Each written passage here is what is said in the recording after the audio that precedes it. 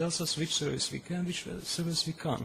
Now, I bring this point because as regulators, you may consider a possibility for additional services to be delivered via the broadcasting systems and networks that are already in place, in particular related to data. Broadcasting is dynamic and innovative. Now, spectrum is also needed for the services of which we at the moment cannot speak because we don't know them. But that doesn't mean that we should prevent them from being developed and deployed. About mobile services, well, of course, part of the digital dividend will go to mobile services. We have heard some administrations have already made the decision. We don't know what they're going to do with this, but we expect them to extend their existing platforms, that they will perhaps introduce some new systems. But why not first use the spectrum which already is allocated to mobiles? You know, what you see on this little chart is the red spectrum. This is the whole of the UHF band, beyond a broadcasting band.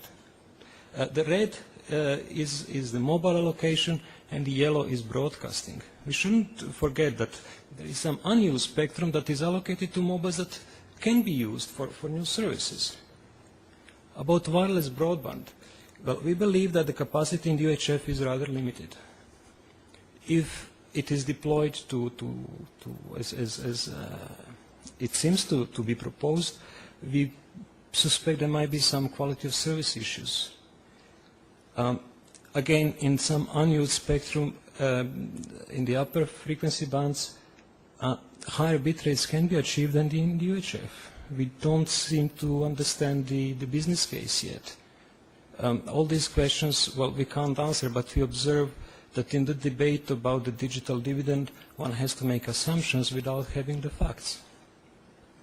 Interference is an issue, but I will not dwell on this now.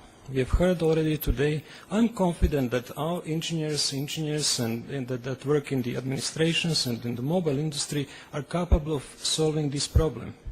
Our concern, though, is that some of the solutions will result in even less spectrum being available to broadcasting. However, in any case, we expect administrations actually to do their best to protect our services wherever they are deployed. On broadband, well, we recognize broadband as the new delivery platform. Our strategic position is that public service broadcasters should be available to the consumers on all relevant platforms, and the broadband is the new one. In particular, wireless broadband is important. Broadband also enables us to deploy a completely new type of service. Media applications, as we see it, are among the main drivers for broadband taking up. Now, the key is obviously good quality content.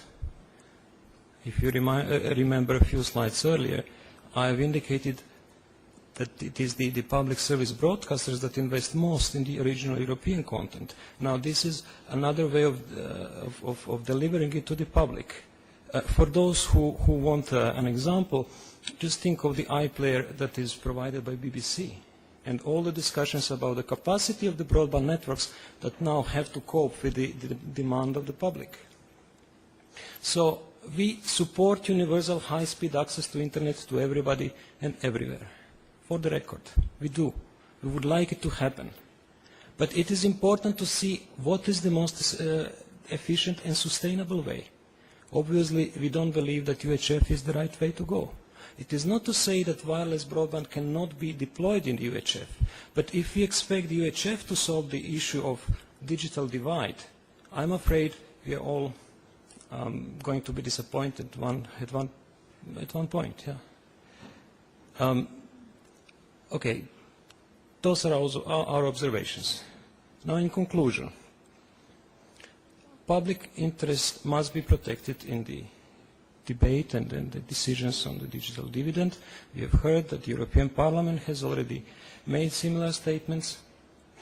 Any allocation of spectrum should have the flexibility to accommodate evolving broadcasting services and the transition towards new technology.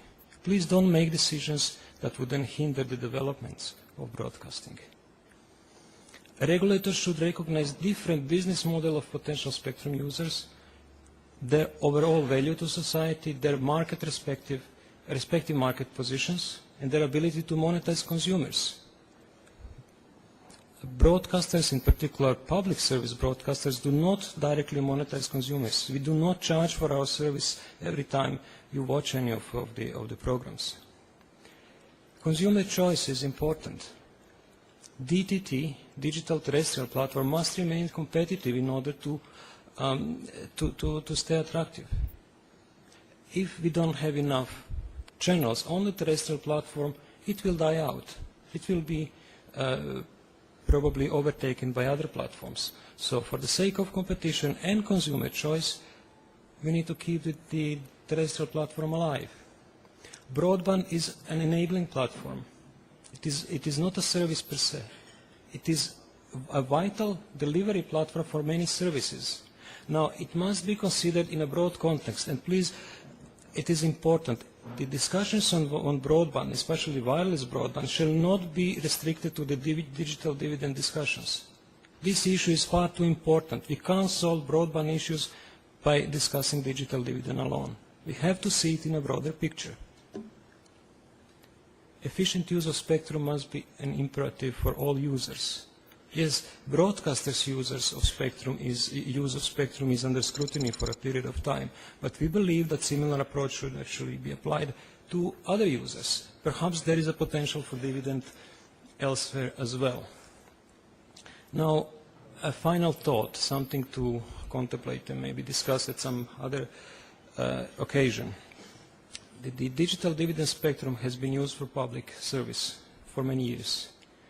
Will the public service frequencies continue to be used in the interest of public? We hope the answer is yes. Now, the existing models that provide mobile broadband, for example, are purely commercial. Now, if the spectrum is allocated to new broadband services, why don't we try to find a way to create a public value, not just commercial value, but additional public value of such services, to take the opportunity, as many speakers before me have said, it is a unique opportunity. Let's create the maximum value, not only commercial, but also public. With this, I would like to thank you for your attention. Thank you very much.